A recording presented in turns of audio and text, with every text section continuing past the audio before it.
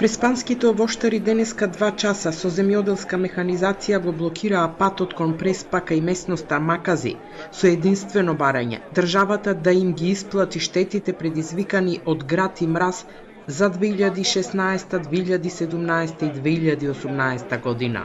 Велат дека се соочуваат со сериозни финансиски проблеми, зголемени трошоци за производство, со долгови и извршители, а исплатата на овие средства доцни со години. Исплатата да биде во најкраток можен рок, поточно средствата за штети да бидат префрлени на наменската сметка на општина Ресен. Крајниот рок е 29 август 22 година.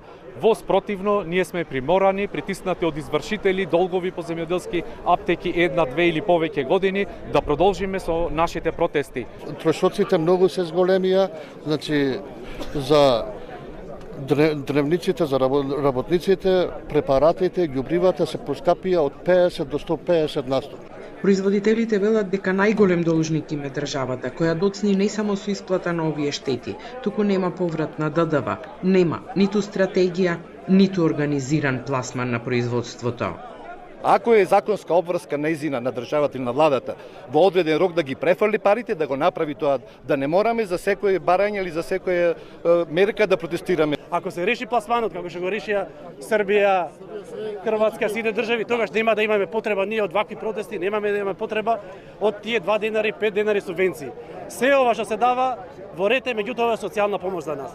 Се додека не се обезбеди пазар, подпишување со некоја држава договор за пласман на јаболкото, значи ние секогаш ќе останеме и немаме да имаме никаков ефект.